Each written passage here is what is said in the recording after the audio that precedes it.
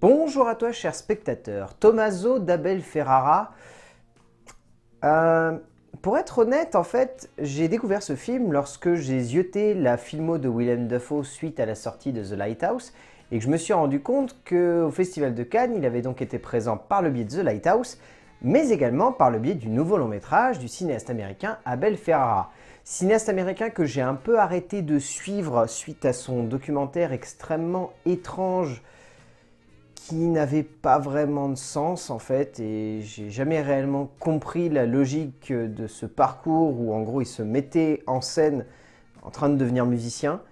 Et en fait j'ai juste eu envie de regarder le film parce que je me suis dit il y a Willem Dafoe et la rencontre elle avait déjà donné lieu à un film intéressant, donc peut-être que là ça allait donner lieu à nouveau à quelque chose d'intéressant.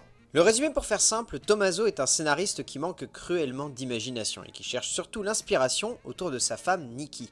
Alors que celle-ci semble s'éloigner et qu'il cherche à combattre son alcoolisme, l'auteur va rapidement chercher à se comprendre avant d'écrire. Encore une fois, la rencontre est captivante entre le cinéma d'Abel Ferrara et l'interprétation de Willem Dafoe, parce que je pense que Abel Ferrara a réellement réussi à trouver un espèce d'alter ego dans la présence très charismatique au sein de ce long métrage de l'acteur américain.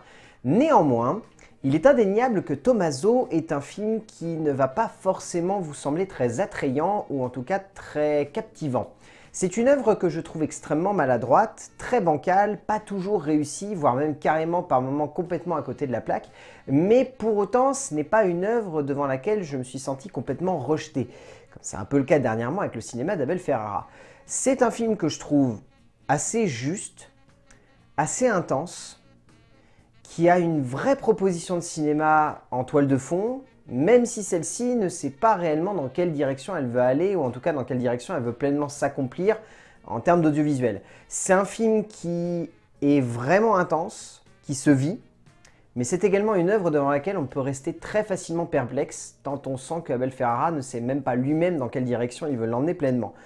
C'est une œuvre de 7e art qui est extrêmement personnelle pour Abel Ferrara, et ça se voit qu'il a du mal justement, par cette personnalité très propre, à inclure le spectateur dans sa démarche. Le cinéma est un art qui demande parfois de donner un peu de soi pour rendre un récit prenant, attachant, intense et surtout qui soit aussi universel que personnel pour un metteur en scène ou un spectateur, faisant alors de l'expérience cinématographique un lien connecteur entre spectateur et créateur. Abel Ferrara est un metteur en scène qui a décidé aujourd'hui de parler totalement de lui-même au sein de son œuvre, et s'est trouvé un alter ego de choix par là même pour le faire, pour donner lieu à des œuvres extrêmement expérimentales, et franchement dans son genre, son nouveau film est particulièrement difficile à digérer, complexe à aborder et surtout très difficile d'accès, n'aidant pas à rendre l'expérience prenante ou fascinante, juste étrange. En termes d'écriture, Abel Ferrara, il est indéniable qu'il a voulu faire un film sur le couple. Parce que, au-delà de son pitch de base qui aurait plutôt tendance à mettre en avant un auteur en panne d'inspiration, je pense profondément que c'est un film qui veut avant tout faire le traitement et on va dire la thérapie d'un couple qui ne sait pas dans quelle direction il veut aller. C'est l'histoire d'un homme qui est auteur et qui va, par le biais de sa femme, essayer de trouver de l'inspiration. C'est l'histoire d'une femme qui semble avoir pleinement conscience de cela et qui pour autant semble avoir envie d'aller voir ailleurs. C'est l'histoire d'un enfant coincé au milieu de ça, qui au travers de son père, entre guillemets, qui n'est pas vraiment son père biologique, va essayer de se découvrir. Et sa mère, elle, cherche à trop la protéger et du coup, elle ne sait pas dans quelle direction aller. C'est un film qui parle également de l'adultère, qui a des vieux relents de Eyes Wide Shut par moment, tant on sent que Abel Ferrara a réellement envie de questionner l'idée de est-ce que c'est bien ou non de tromper sa femme. C'est un film qui, en termes d'écriture, part dans beaucoup de directions, vous l'aurez compris. On sent qu'Abel Ferrara, il a voulu faire son petit trip qui, je pense, a envie de questionner la place qu'on a en tant qu'homme au sein de la vie conjugale, mais également familiale.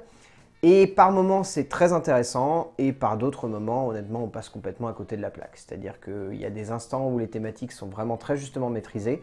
Les séances, notamment des alcooliques anonymes, sont extrêmement bien faites. Je trouve aussi qu'il y a quelques séquences de divagation dans la ville qui sont vraiment justes, mais derrière, il y a plein de séquences où je me suis dit, est-ce que ça appuie vraiment le personnage? Un exemple très simple, les séquences de danse, pour moi, n'aident pas vraiment à comprendre le personnage de Tommaso. Encore plus les séquences d'ailleurs d'apprentissage de langue que je trouve presque inutiles en fait. Tu les retires du film, le film a tout autant d'impact sur nous, et C'est vraiment une œuvre qui, en termes d'écriture, est par moments vraiment trop vague et on sent qu'Abel Ferrara, du coup, il sait pas comment nous réinclure dans le récit. Et du coup, ça fait que autant par instant, on est complètement embarqué par le récit et autant par d'autres moments, on est en train de se dire mais qu'est-ce que tu nous racontes en fait? Qu'est-ce qu'il y a de plus finalement que cette simple histoire de couple?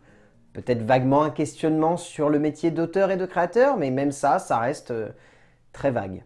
Ferrara est un auteur qui souhaite une chose plus que tout au sein de son écriture, donner lieu à une vraie réflexion sur le métier d'auteur et de créateur, tout en mettant par là même en relief la position d'un homme, généralement un homme, face à lui-même et à ses tourments de créateur et d'inventeur d'histoire. Son auteur ici est aussi fascinant qu'étrange, aussi juste que perturbant, aussi difficile à cerner que profondément simple finalement dans sa démarche de création et de conception, pour finalement donner lieu ici à un moment de cinéma qui en laissera clairement plus d'un perplexe, tant il semble évident que même Ferrara ne sait pas forcément comment rendre son récit clair. En termes de mise en scène, il y a clairement des relents de Terrence Malick tout du long du film, que ce soit le travail de la courte focale, que ce soit les plans qui sont très évasifs, que ce soit la manière avec laquelle Abel Ferrara a tendance à gérer le rythme de son film, ou à gérer le montage, ou à gérer les enchaînements de scènes. C'est un film qui cherche vraiment à divaguer, et là-dessus, c'est plutôt intéressant, parce que c'est vraiment un film qui cherche plus à nous transmettre des choses spontanées, que réellement à jouer sur une continuité dramatique ou narrative.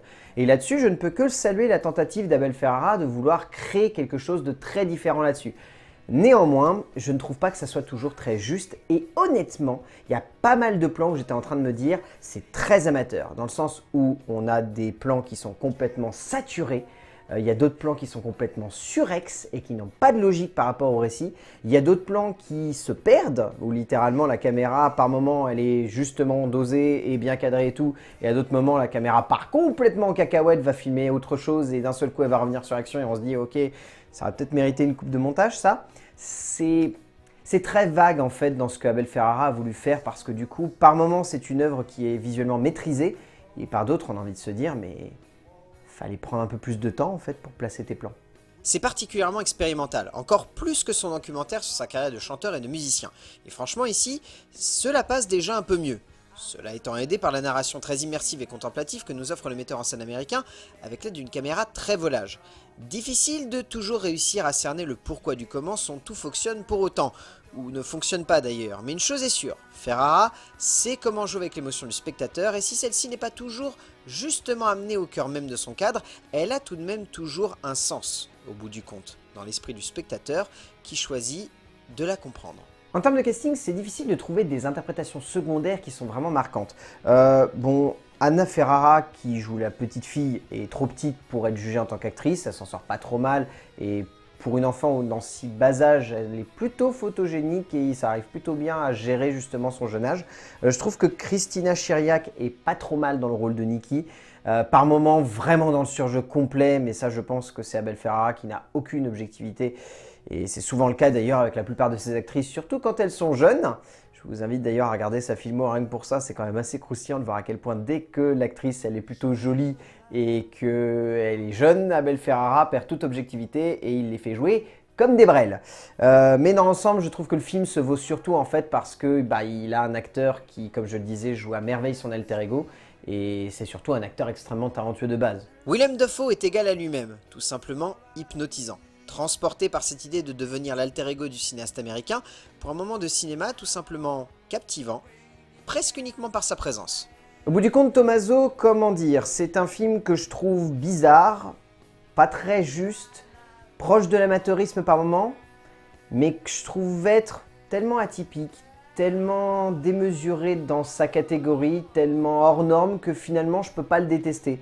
Je peux juste lui trouver énormément de points négatifs et avoir des réserves dessus, mais finalement j'ai envie de me dire qu'Abel Ferrara il est dans son terrain, qu'il essaye de nous emmener dans une direction, qu'il n'y arrive pas toujours, mais qu'au moins Tommaso d'Abel Ferrara reste une proposition de cinéma assez atypique.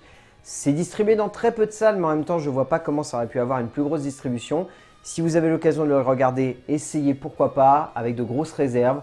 Mais voilà, c'est une œuvre qui peut être intéressante si vous voulez voir une autre manière de concevoir un certain cinéma d'auteur. A plus!